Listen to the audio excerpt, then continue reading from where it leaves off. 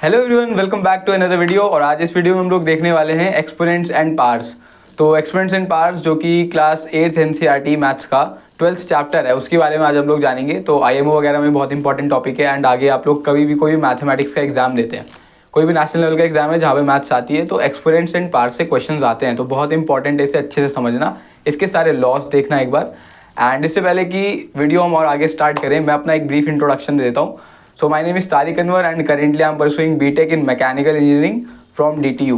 DTU से मैं mechanical engineering कर रहा हूँ and currently I am in 3rd year. तो स्टार्ट करते हैं आज के इस चैप्टर को। बहुत ईजी सी चीज़ है अगर हम लोग समझ जाते हैं इसे तो, और नहीं समझते तो लोग हमेशा कंफ्यूज रहते हैं इसमें। तो सबसे पहले तो एक्सपोनेंट्स एंड पावर्स, कोई भी नंबर जब हम लोगों ने कभी ऐसे लिखा हुआ देखा है 3⁴, 5 5, 6 3, 8 4, इस तरीके के नंबर हम लोग को लिखे हुए दिख जाते हैं। ठीक है, जिन लोगों ने 8th क्लास को क्रॉस कर लिया है ऑलरेडी, ठीक है, 9th में पहुंच गए, उन्हें पता होना चाहिए कि ये क्या चीज़ है। जिन्होंने नहीं किया है अभी तक, जिन्हें नहीं पता, उनके लिए आज ये चैप्टर है। और एक बार फिर से सीख लेते हैं अच्छे से कि ये होते क्या हैं, ये नंबर्स, इसका मतलब क्या होता है और इसको कैसे रिप्रेजेंट करते हैं, पढ़ते कैसे हैं। ठीक है, बहुत सिंपल सी चीज़ है। सबसे पहले तो कोई भी नंबर अगर ऐसे लिखा हुआ है हमें 4⁵, इसका सिंपल सा ये मतलब है कि 4 का 3 बार मल्टीप्लिकेशन।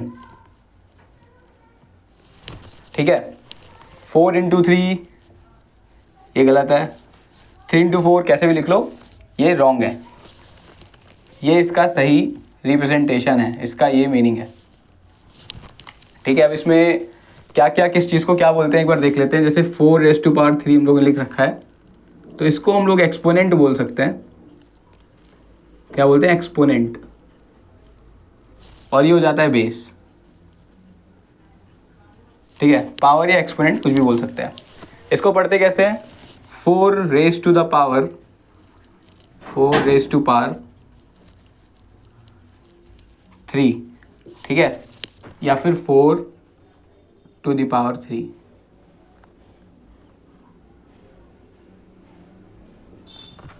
दो तरीके से पढ़ सकते हैं, कैसे भी बोल लो, ठीक है, बात बराबर है। अब नेक्स्ट आ जाते हैं, इनके कुछ लॉज हैं, कुछ 7 to 8 लॉज हैं। वो सारे लॉज के अकॉर्डिंग ही इसमें कैलकुलेशंस चलती हैं। जैसे आप लोगों ने देखा होगा कि 3⁻² है, 3⁻³ है, कुछ भी है। नेगेटिव पावर अगर हो जाएगी तो क्या होगा, पॉजिटिव रहेगी तो क्या होगा, मल्टीप्लिकेशन में क्या होगा, डिवीजन में क्या होगा, power raise to the power, उसका हम लोग और उसे कैसे लिख सकते हैं ऑल्टरनेटिव वे, और सॉल्व कैसे करेंगे। तो वो 8 लॉज हैं जिनके अकॉर्डिंग सब कुछ गवर्न होता है, उसको देख लेंगे हम लोग। ठीक है, 6 to 8 लॉज है, ज़्यादा नहीं है, बहुत ही कम वेरिएशन है और याद करना भी बहुत ईजी है।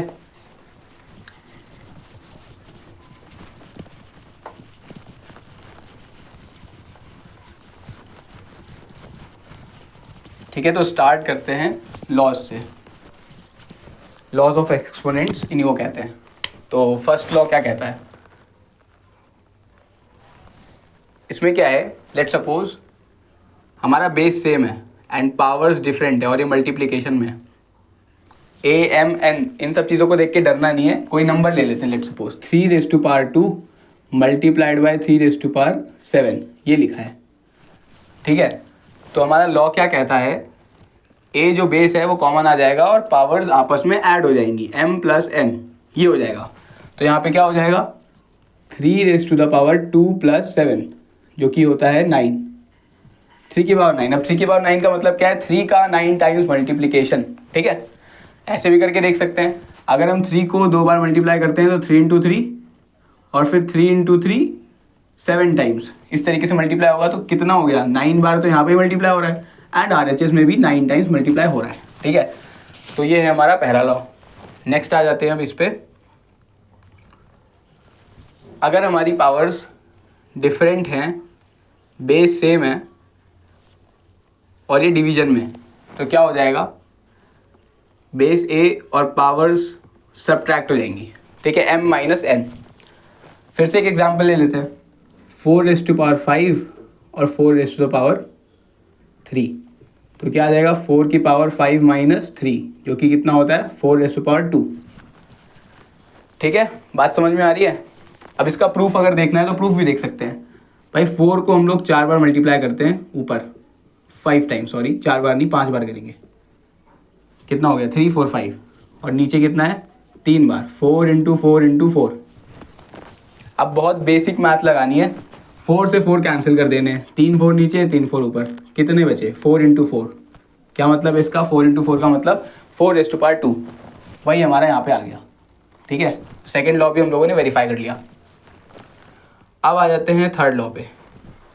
अब इससे पहले एक और यहाँ पे कन्फ्यूजन आ रहा होगा आप लोगों को कि अगर हम ये पावर्स चेंज कर दें, डिनोमिनेटर में एक बड़ी पावर आ जाए, यहाँ पे हम 7 ले लें और ऊपर छोटा है, तो क्या होगा, तो 5 - 7 लिखेंगे एंड 5 - 7 इज इक्वल्स टू -2। इसका क्या मतलब है, 4 की पावर -2। अब इसको कैसे रिप्रेजेंट करेंगे, इसमें तो बड़ी दिक्कत हो सकती है। तो इसका कुछ नहीं, इसका रिप्रेजेंटेशन सिंपल है बहुत, 1⁻4⁴ इसे ऐसे लिखते हैं। ठीक है, 1/16 हो गया है, बहुत सिंपल सी चीज़ है। अगर नेगेटिव लग गया है पावर में तो 1 में वैसा हो जाता है। ठीक है, पॉजिटिव हो जाता है। तो उस चीज़ को यहाँ पे लॉ में एक्सप्रेस कर देते हैं। तो लेट सपोज a⁻m है, तो इसको हम लोग कैसे लिख सकते हैं, 1/a⁻m। ठीक है, कोई दिक्कत नहीं आनी चाहिए यहाँ तक, तो बहुत सिंपल लॉज हैं। नेक्स्ट आते हैं थर्ड लॉ पे, फोर्थ लॉ पे। थर्ड हम लोगों ने कर लिया, फोर्थ। अब फोर्थ लॉ क्या कहता है, लेट सपोज अगर हमारे जो बेस है वो डिफरेंट है, ए और बी, पावर सेम है इस बार। अब क्या कर सकते हैं, किसी को कोई आइडिया है, एक बार सोचो इस पर। तो क्या करेंगे हम लोग, a⁻b⁻m, पावर कॉमन ले ली। ठीक है, उसी तरीके से फिफ्थ लॉ क्या कहता है, a/b और इसकी पावर भी m है और इसकी पावर भी m है। तो इसको हम कैसे कर सकते हैं, फिर से पावर कॉमन ले लेंगे, a/b⁻m।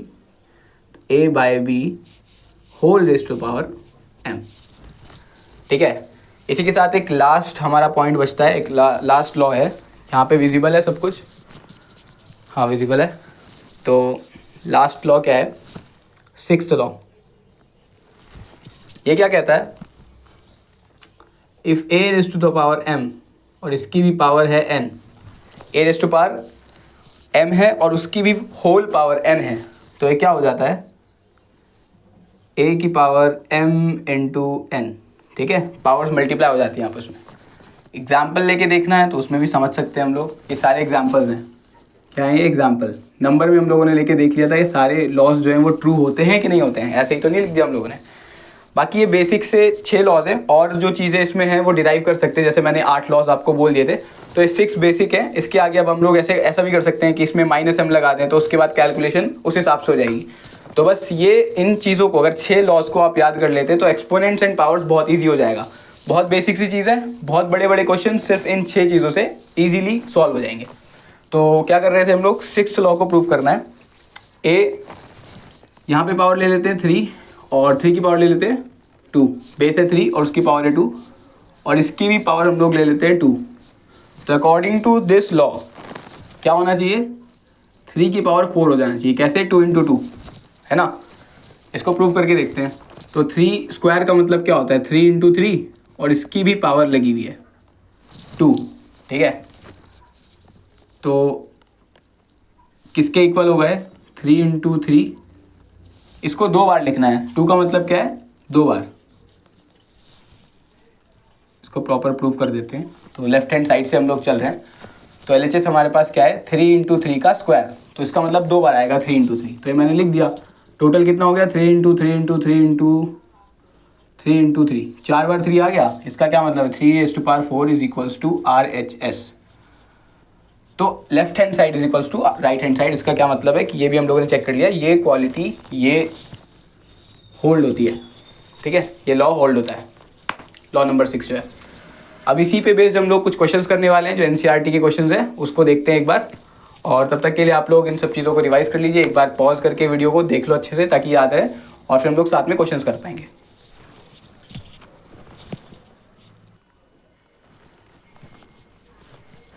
तो अब क्वेश्चंस करने से पहले एक और चीज़ देख लेते हैं। एक जो लॉ रह गया हमारा, वो 7th लॉ कह सकते हैं उसे। बहुत सिंपल सा लॉ है, अगर a⁻0 है तो इसका मतलब होता है 1। ठीक है, कोई भी बेस है, 3 की पावर 0, 5 की पावर 0, x की पावर 0, y की पावर 0, बेस के ऊपर अगर पावर 0 लगी है तो इन सब की वैल्यू कितनी होगी, 1। ठीक है, बहुत सिंपल सी चीज़ थी, इस चीज़ को ध्यान में रखना है। और क्योंकि इस पे क्वेश्चंस भी आते हैं, ठीक है, इसे ध्यान में रखते हुए आगे बढ़ते हैं। और अब हम लोग क्वेश्चंस करेंगे कुछ IMO के, ठीक है। IMO क्या है? इंटरनेशनल मैथमेटिक्स ओलंपियाड जो होता है। तो पोल में काफ़ी लोगों ने कहा है कि IMO वगैरह में इंटरेस्टेड हैं लोग, तो जो भी स्टूडेंट्स इंटरेस्टेड हैं उनके लिए ये क्वेश्चंस, और सभी लोगों को आ जाएगा अगर आप लोग इसे सॉल्व करोगे तो। और अगर ये क्वेश्चन सॉल्व हो गए तो NCERT की एक्सरसाइज तो बहुत ईजीली सॉल्व हो जाएगी। तो पहले कुछ ये क्वेश्चन सॉल्व करते हैं। सबसे पहले आपको क्या करना है, खुद से ट्राई करना है, ठीक है। ये क्वेश्चंस ऐसे हैं कि अगर आपने खुद से कर लिया तो समझ लीजिए कि आप लोगों को 100% क्लैरिटी हो चुकी है एक्सपोनेंट्स एंड पावर्स में, ठीक है। लॉज ऑफ एक्सपोनेंट समझ में आ गए हैं, कैसे अप्लाई करना है उन्हें वो समझ में आ गया है, तो सब कुछ चीज़ें हो गई हैं अगर ये क्वेश्चन आपने खुद से कर लिया तो। हाँ, इनका लेवल ऑफ डिफ़िकल्टी थोड़ा सा ज़्यादा है क्योंकि ये ओलंपियाड के क्वेश्चन है और इसमें और भी चीज़ें मिक्स हैं, जैसे कि linear equation in one variable का थोड़ा सा पार्ट इसमें है। तो अगर आपको उसमें क्लैरिटी नहीं है तो मुश्किल होगा थोड़ा सा करना। बट अगर linear equation in one variable, उसका बहुत छोटा सा पार्ट है जो इसमें लग रहा है, अगर वो ट्रिक आपको आती है तो बहुत ईजी है question. When x is equals to 2, ठीक है, इज क्या होगा, ठीक है। ये है क्वेश्चन नंबर 1। वीडियो को करो पॉज और एक बार इसे करके देखो, ट्राई करो, एक बार ट्राई करो। पॉज करने के बाद, ट्राई करने के बाद अब इसके आंसर पे आते हैं, सॉल्यूशन पे।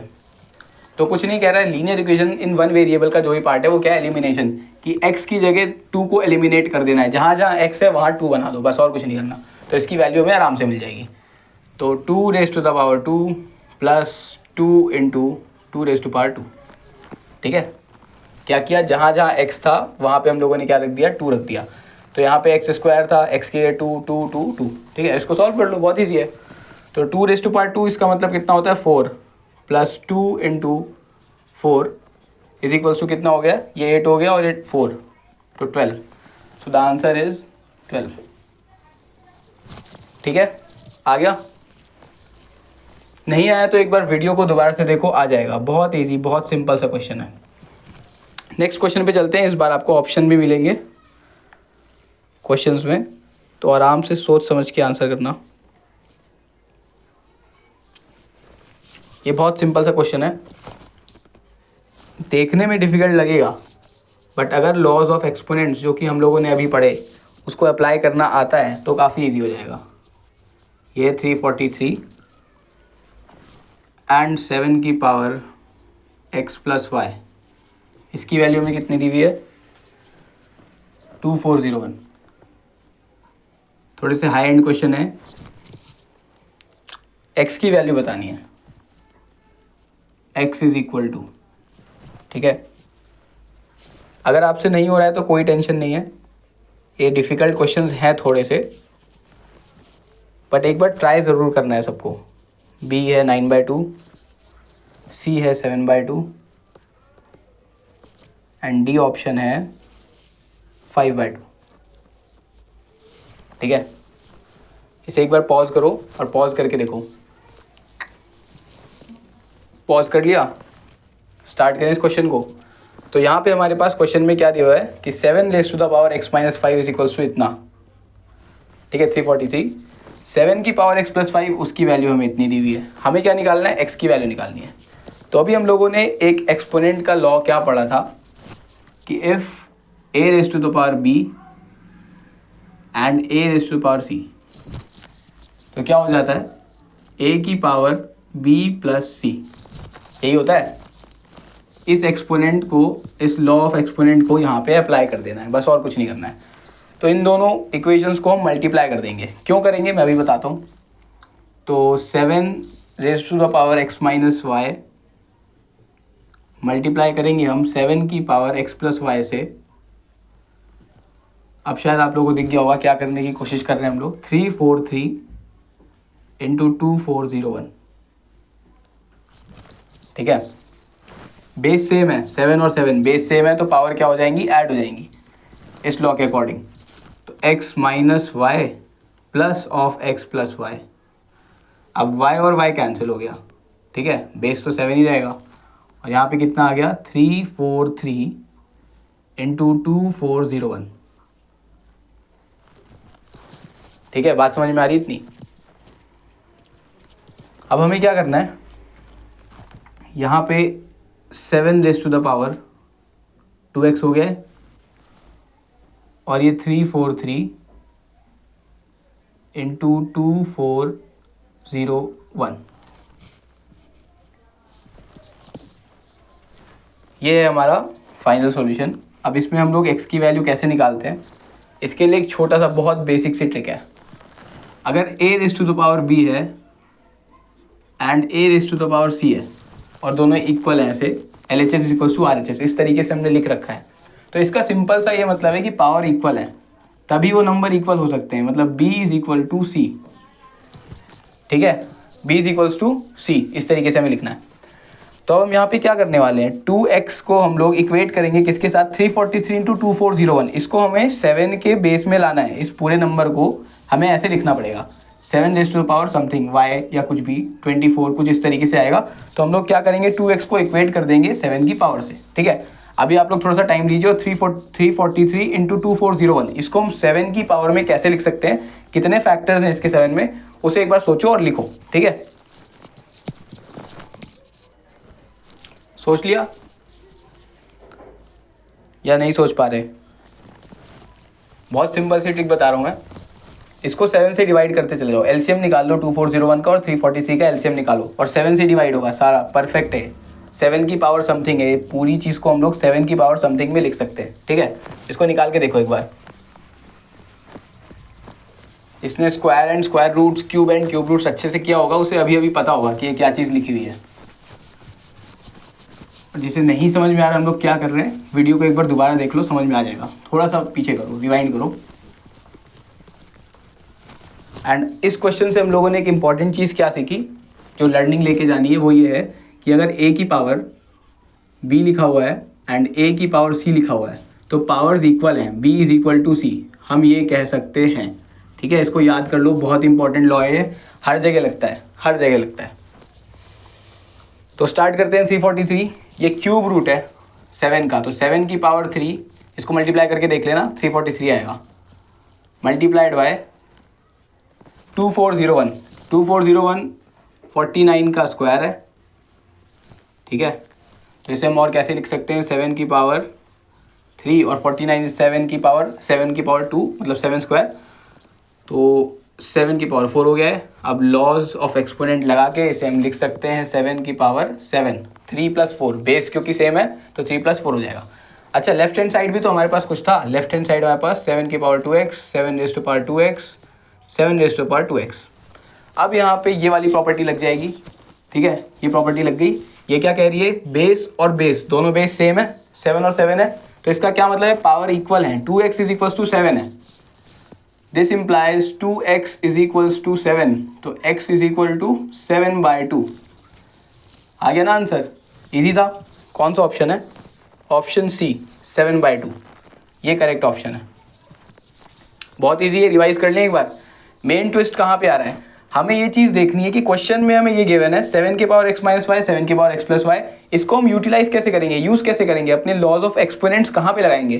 तो यहाँ पे हमें क्या देखना था, जब मल्टीप्लाई करेंगे तो पावर हो जाएंगी ऐड, जब पावर ऐड होंगी तो -y और +y ये दोनों कैंसिल हो जाएंगे, कैंसिल होते ये 2x बन गया। उसके बाद ये सब चीज़ें 7 में गिवन है, 7 की पावर 3 है और ये 7 की पावर 4 है, दोनों ऐड हो जाएंगी तो कितना हो जाएगा, 7 की पावर 7 हो जाएगा। और अगर LHS और RHS में बेस सेम है तो पावर्स इक्वेट हो जाती हैं, मैंने अभी बता दिया, जिसको नहीं पता था कोई दिक्कत नहीं है, अब पता लग गया ना। फिर आगे क्या हो जाएगा, फाइनली x कितना हो जाएगा, 7/2 हो जाएगा, ठीक है। इसे एक और ट्रिक से भी कर सकते थे। हमें क्या पता है यहाँ पे कि 2 तो यहाँ पे आना ही है, 2 क्यों आएगा, क्योंकि यहाँ पे 2x है, तो इधर जो भी नंबर आएगा वो यहाँ पे आके डिवाइड हो जाएगा। तो अगर यहाँ पे कभी भी ऐसा है कि 2 डिनोमिनेटर में नहीं होता तो वो ऑप्शन तो ऐसे ही एलिमिनेट हो जाता, 1 हो नहीं सकता। 1 क्यों नहीं हो सकता, क्योंकि 343, 2401, 7 की पावर 1 तो कभी नहीं हो सकते, ठीक है। तो ये ऑप्शन भी चला गया, ठीक है। काइंड ऑफ 5/2 भी 5 भी नहीं हो सकता, 7 की पावर 5 बहुत छोटा नंबर है, ठीक है, इतना बड़ा नंबर 5 में नहीं हो पाएगा, तो ये ऑप्शन भी एलिमिनेट हो गया। 9 और 7 में थोड़ा सा चेक कर सकते थे बस, ठीक है। नेक्स्ट क्वेश्चन पे चलते हैं। इन क्वेश्चंस का लेवल थोड़ा सा ऊपर है, बट अगर हम इन्हें सीख जाएंगे तो लॉज ऑफ एक्सपोनेंट समझना बहुत ईजी हो जाएगा। और इस टाइप के क्वेश्चन ही आते हैं SOSE में। मान लो SOSE स्टेम जो भी लोग लेना चाहते हैं साइंस स्ट्रीम के लिए, जो भी एग्ज़ाम दोगे तो लॉज ऑफ एक्सपोनेंट्स में इस टाइप के क्वेश्चन ही आएंगे, ठीक है, इससे ऊपर तो कुछ नहीं आ सकता।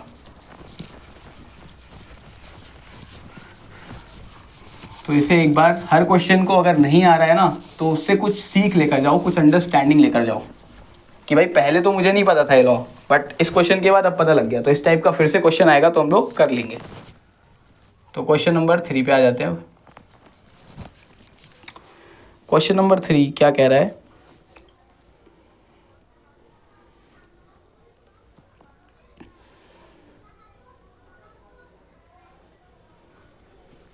नंबर ऑफ प्राइम फैक्टर्स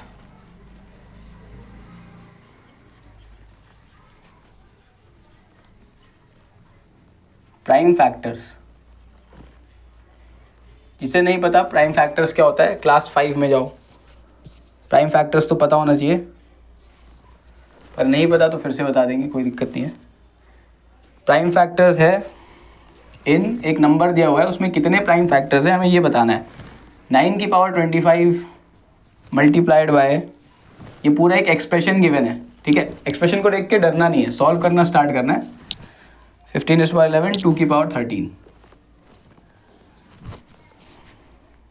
और 30 की पावर 10 है। प्राइम फैक्टर्स किन्हें कहते हैं, जिनके और आगे कोई फैक्टर्स ना हो, वो सारे प्राइम फैक्टर्स हैं। जैसे 2, 3, 7, ये सारे प्राइम फैक्टर्स हैं। 2 को हम लोग और कैसे लिख सकते हैं, 1 को छोड़ के इसका कोई फैक्टर नहीं है, 2 × 1 इज़ 2। 3 को कैसे लिखोगे, 3 × 1 या 1 × 3। 7 को और कैसे लिख सकते हैं, 7 × 1 1 × 7, ठीक है। 1 को छोड़ के कोई फैक्टर नहीं है तो वो एक प्राइम फैक्टर हुआ। अब यही बात कर लेते हैं 9 की, ठीक है। 9 को मैं कैसे लिख सकता हूँ, 9 × 1 3 × 3 भी लिख सकते हैं। 1 को छोड़ के भी 2 फैक्टर आ गए, एक फैक्टर 3 आ गया मतलब, तो इसका क्या मतलब है, ये प्राइम फैक्टर नहीं हुआ। बात समझ में आ गई। प्राइम और कॉम्पोजिट नंबर में हम लोगों ने ऑलरेडी सीख रखा है, बट अगर नहीं याद है तो अभी पता लग जाना चाहिए। चलिए ठीक है, आगे बढ़ते हैं अब। तो इस क्वेश्चन में हमें क्या बताना है, नंबर ऑफ प्राइम फैक्टर्स। ये बहुत इजी क्वेश्चन है, ये तो इजीली सॉल्व हो जाएगा। ऑप्शंस दे देता हूँ मैं, ऑप्शंस आपके पास हैं, और वीडियो को पॉज करके एक बार ट्राई ज़रूर करना, नहीं तो फ़ायदा नहीं है। 72, बी है 70, सी कितना है 55, या डी है 73, ठीक है। सबसे पहले तो इस एक्सप्रेशन को और छोटा करो, इसे कैंसिल करो जो भी नंबर है। स्टार्ट करें इस क्वेश्चन को, स्टार्ट करते हैं। तो 9 को हम लोग और कैसे लिख सकते हैं, 9 को हम लोग ऐसे लिख सकते हैं, 9 कितना होता है, 9 = 3 की पावर 2, 3 का स्क्वायर होता है, तो इसको सिंप्लीफाई कर देते हैं। तो 3² raised to 25 मल्टीप्लाइड बाय 3 × 5 की पावर 11, ठीक है। कैसे, 15 को मैंने 3 × 5 लिख दिया, बस प्राइम फैक्टर्स में इसे तोड़ रहे हैं। 2 की पावर 13 वैसे ही रहेगा, या तो 1 × 2 कर लो। 30 को हम कैसे लिख सकते हैं, 2 × 3 × 5, 2 × 5 ये हो गया 10 और 3 तो 30 हो गया है, इसकी पावर 10 दे रखी है। अब कैंसिल करना स्टार्ट करते हैं। अब लॉज ऑफ एक्सपोनेंट्स लगाना आ जाना चाहिए, ये तो बहुत सिंपल सी चीज़ है। अब इसमें क्या है, 3 की पावर a की पावर b, इसको हम कैसे लिखते हैं, 3 की पावर a × b, ठीक है। मल्टीप्लाई कर दो इसे, तो 3 की पावर हो गया 50, कोई दिक्कत है इसमें, कोई प्रॉब्लम नहीं है। आगे से करते हैं 3 की पावर 11, अब इसे अलग कर रहे हैं, 3 × 5 की होल की पावर 11 है, तो 3 की पावर भी 11 और 5 की पावर भी 11 है। एक भी स्टेप मैंने मिस नहीं किया है, तो समझ में आ जाना चाहिए। स्टेप बाय स्टेप चल रहे हैं हम लोग, फिर भी नहीं आता है तो एक बार रिवाइंड कर लो। 2 की पावर 10, 3 की पावर 10 और 5 की पावर 10, इतना क्लियर है। अब डिवीजन वाला लॉ लग जाएगा, 2 यहाँ पर है और 2 यहाँ पे है, तो 13 - 10 कितना हो जाएगा, 2 की पावर। अभी 2 पे सॉर्ट कर लेते हैं, तो 2 13 और -10 हो जाएगा। क्यों, क्योंकि 2 की पावर डिवीजन में भी है, तो माइनस हम लोगों ने 10 कर दिया। इतनी बात समझ में आ रही है। ये विजिबल है, दिख रहा है यहाँ से? हाँ दिख रहा है। तो अब आगे क्या करना है, 3 की पावर को भी अलग कर लेते हैं। 3 की पावर यहाँ पे कितनी 11 है और नीचे है 10, तो 11 माइनस 10, कोई दिक्कत नहीं है इसमें। फिर क्या है 5 की पावर 11, 5 की पावर 11 माइनस 10, ठीक है, एक नंबर बच गया, 3 हो गया, 3 हो गया, और हमारी एक पावर कहीं बच रही है, 3 की पावर 50 बच गया, ठीक है। कोई प्रॉब्लम नहीं है, अगर किसी ने ऐसे सोचा था कि 3 की पावर 50 और 3 की पावर 11 को ऐड कर देते हैं तो 61 हो जाएगा, तब भी आंसर सेम आता। मैंने अलग अलग कर दिया ताकि आप लोग को इजीली समझ में आ जाए, तब भी आंसर सेम आएगा। तो अब इसको कैलकुलेट करना स्टार्ट करते हैं। 3 की पावर 50 के साथ हम लोगों ने कोई छेड़छाड़ नहीं की है, तो कितना हो गया आंसर, फाइनल आंसर यहाँ लिखने वालों में 2 की पावर कितनी आ गई, 2 raise to the power 3 multiplied by 3 raise to power 1 multiplied by 5 की पावर 1 मल्टीप्लाइड बाय 3 की पावर 50। यही आंसर आ रहा है, आप लोग भी चेक कर लो, ठीक है। 3 की पावर 10 यहाँ डिवाइड माइनस कर दिया, 2 माइनस 10, 3 की पावर 10, 5 की पावर 10 और 3 की पावर 50, ठीक है। अब इसे सिंप्लीफाई कर लेते हैं, तो कितने फैक्टर्स आ गए 50, 55, टोटल नंबर ऑफ फैक्टर्स कितने हो गए। इसका सिंपल सा ये मतलब है प्राइम फैक्टर्स यहाँ पे कितने हैं, तो 2 हम लोगों ने 3 बार लिख रखा है, ठीक है। 3 1 टाइम्स है, 5 भी 1 टाइम्स है, एंड 3 50 टाइम्स है, और 3 5 3 और 2 जो भी ये 4 डिजिट्स हैं, नंबर्स हैं, ये प्राइम फैक्टर्स हैं अपने आप में, इनके और फैक्टर्स नहीं है। इनको अब हम और तोड़ के नहीं लिख सकते, जैसे हम लोगों ने 15 को और तोड़ दिया था 3 × 5 में, इनमें से कोई भी नंबर ऐसे और नहीं टूट सकता। तो प्राइम फैक्टर्स में ऑलरेडी आ गए। तो टोटल नंबर ऑफ कितने हो गए हमारे पास प्राइम फैक्टर्स, इन सबका सम कर देंगे। जो पावर है ना कि भाई 3 कितने टाइम्स है 50, 51 टाइम्स है, एक ये भी तो आ गया। इसको हम लोग सिंप्लीफाई कर लेते हैं वरना कन्फ्यूज़ हो जाएगा। तो 2 की पावर 3 और 3 की पावर 51 और 5 की पावर 1, अब इजी होगा। 3 51 टाइम्स है, 5 1 टाइम्स है, 2 3 टाइम्स है, तो 1 2 और ये 5 55 प्राइम फैक्टर्स। कौन सा ऑप्शन सही है, option number C is the correct option. जिसने खुद से कर लिया बहुत बढ़िया, आपकी नॉलेज काफ़ी अच्छी हो चुकी है एक्सपोनेंट्स एंड पावर्स में। जो नहीं कर पाया सीख लो, दोबारा इस टाइप का क्वेश्चन आएगा तो करना है। ये ऐसे ही स्टेम में आ सकता है, कोई गारंटी नहीं है, ये आराम से आ सकता है क्योंकि है इसका वो लेवल। एग्जाम में वो क्वेश्चंस दिए जाते हैं कॉम्पिटिटिव एग्जाम में, जो कि अगर 100 स्टूडेंट्स बैठ रहे हैं तो 90 ना कर पाएँ, इस टाइप का क्वेश्चन हमें देना है, तभी तो और जाके शॉर्ट लिस्ट होंगे स्टूडेंट्स। तो हमें कर लेना है इन क्वेश्चंस को, क्यों, क्योंकि हम लोगों ने प्रैक्टिस कर रखी है। एक लास्ट क्वेश्चन और लेते हैं, फिर इस वीडियो को यहीं पे ख़त्म कर देंगे। और नोट्स बना लेना, जहाँ जहाँ पे जो चीज़ें नहीं पता थी उन चीज़ों को नोट कर लो।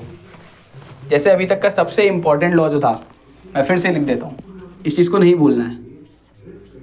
a⁻b is equals to a⁻c, इसका मतलब b = c होगा, ठीक है, इसको नहीं भूलना है। लास्ट क्वेश्चन पे आते हैं।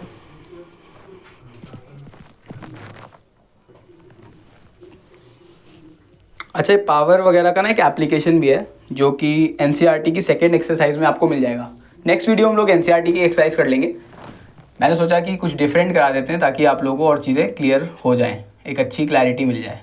ये क्वेश्चंस कर लिए तो एनसीईआरटी तो खुद करोगे। एक बार एनसीईआरटी के क्वेश्चंस आप खुद से करके देखना, ट्राई करना, ईजिली हो जाएंगे। तो स्टैंडर्ड फॉर्म एक होती है। स्टैंडर्ड फॉर्म का क्या मतलब है कि लेट्स सपोज मैंने कह दिया कि अर्थ से लेकर के सन तक का डिस्टेंस कोई बहुत लंबा डिस्टेंस होगा, ऑब्वियस सी बात है। एनसीईआरटी में गिवन है 3 4 6 0 0 0 0 0 0 0 0 0, पता नहीं कितने टाइम 0 है। लेट्स सपोज हम लोग यहाँ पे इतना 0 ले लेते हैं। कितने 0 है, ठीक है, 6 zeros हम लोगों ने ले लिए। अब हम इसे कैसे लिख सकते हैं सिंप्लीफाइड। अगर मुझे कहीं भी मेंशन करना है, अगर मुझे 5 बार मेंशन करना है एक पेज में, तो आधा पेज तो इसी नंबर से भर जाएगा, बहुत लंबा नंबर हो गया है। इसको हमें शॉर्ट करना है, तो शॉर्ट कैसे करेंगे, 3 के बाद एक डेसिमल लगा देंगे और 4 6 लिख देंगे। 4 6 के बाद 10 की पावर, यहाँ पे कितने नंबर हो गए, 1 2 3 4 5 6 7 8, 10 की पावर 8। इस तरीके से इसे हम सिंप्लीफाई कर सकते हैं, ठीक है। स्टैंडर्ड फॉर्म का मतलब और कुछ मतलब नहीं है, बस यही सिंपल सा मतलब है, ठीक है, बहुत ईजी है। एक और काम कर सकते हैं, इसका एक और एप्लीकेशन है। कोई बहुत ही छोटा नंबर है, लेट सपोज 0.00000482 मीटर्स, कुछ भी हो सकता है, ठीक है, कुछ भी सेल वगैरह है, कुछ भी। तो अगर हमें इसे लिखना है स्टैंडर्ड फॉर्म में तो हम कैसे लिखेंगे? जो डिजिट हमारे लिए डिफरेंस क्रिएट कर रहे हैं, मतलब जहाँ से स्टार्ट हो रहा है, लेट सपोज यहाँ पे 4.82, इस डेसिमल को हमें इधर शिफ्ट करना है, राइट शिफ्ट करना है। कितना राइट शिफ्ट करना है? 1 2 3 4 5 प्लेसेस राइट शिफ्ट करना है इस डेसिमल को। तो हम कैसे लिखेंगे? 4.82 इंटू 10⁻⁻⁻⁵, ठीक है, बात समझ में आ गई? अगर कोई नंबर डेसिमल में गिवन है और उसे हम लोगों को स्टैंडर्ड फॉर्म में लिखना है तो नेगेटिव का साइन आएगा, ठीक है। कोई नॉर्मली नंबर गिवन है, जैसे ये एक डिस्टेंस है, बहुत बड़ी डिस्टेंस है, बहुत बड़ा नंबर है, इसे हम लोगों को डेसिमल में कन्वर्ट करना है तो पॉजिटिव आएगा हमेशा, ठीक है। यही है हमारी स्टैंडर्ड फॉर्म। बहुत ईजी है, कुछ नहीं है। एनसीईआरटी में बस लिखा ज़्यादा होता है, मतलब उसका बहुत सिंपल होता है, ठीक है। Standard form. तो इसी पे बेस्ड एक क्वेश्चन है, आई होप आप लोगों को समझ में आ गया होगा। कुछ नहीं करना, जो भी सिग्निफिकेंट डिजिट है, जहाँ से भी डिजिट हमारे स्टार्ट होने 0 के बाद, लेट सपोज यहाँ पे 4 पॉइंट, यहाँ पे अगर 4 आ जाता, ठीक है, तो हमें डेसिमल को यहाँ शिफ्ट कर देना था, 3 डिजिट हो जाता तो 10⁻³ हो जाता। बस इतना सा काम करना है। इसको हम और डिटेल में पढ़ लेंगे जब एनसीईआरटी की एक्सरसाइज 12.2 लगा रहे होंगे, ठीक है, सेकेंड एक्सरसाइज जो है। इसमें वैसे कुछ बताने को बचा नहीं है, सब खत्म है, बहुत इजी है ये चैप्टर। 6 लॉस पे बेस्ड आपका पूरा चैप्टर है, और इससे सिंपल चैप्टर और क्या हो सकता है। तो स्टैंडर्ड फॉर्म क्या है इस क्वेश्चन की? 0.003445, इसको हमें लिखना है स्टैंडर्ड फॉर्म में। दिख रहा है, विजिबल है आराम से?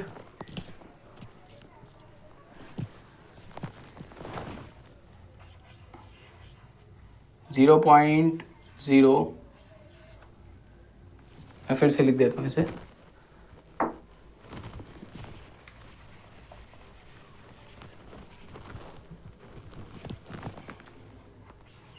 0.00345, यही है ना क्वेश्चन? हाँ बिल्कुल, ये 3445 है, ठीक है। अब हमें इसे स्टैंडर्ड फॉर्म में लिखना है, ये आप लोग बताओगे, होमवर्क क्वेश्चन है, कमेंट करना सब लोग, ठीक है, क्या आंसर आ रहा है ABCD में से। ऑप्शंस आर, मुझे पता भी लग जाएगा कि आप लोगों ने कितना सीख लिया, ठीक है। 3.455 इंटू 10⁻², 3.455 इंटू 10⁻⁻⁴, 3.445 इंटू 10⁻⁻3, और एक लास्ट ऑप्शन है, सबको ऑप्शंस दिख रहे हैं? 3.445 इंटू 10⁻⁻5, ठीक है। ये 4 ऑप्शंस हैं, इनमें से कौन सा सही है ये आपको बताना है। कमेंट कर देना सब लोग ABCD। बहुत इजी क्वेश्चन है, अगर नहीं समझ में आता है तो नेक्स्ट वीडियो लेक्चर में हम लोग इसे डिस्कस कर लेंगे। और आज की इस वीडियो में इतना ही था। नेक्स्ट हम लोग क्या करने वाले हैं? नेक्स्ट हम लोग करेंगे NCERT की जो भी एक्सरसाइज है उन्हें करेंगे, ठीक है। आई होप आप लोगों को ये वीडियो पसंद आया हो और अच्छा लगा है, और आप सभी को ये समझ में आ रही हो चीज़। अगर नहीं समझ में आती हैं तो कमेंट कर सकते हो, हम लोग आपको बिल्कुल रिप्लाई करेंगे। तो मिलते हैं एक नेक्स्ट वीडियो में, तब तक के लिए टेक केयर, बाय बाय।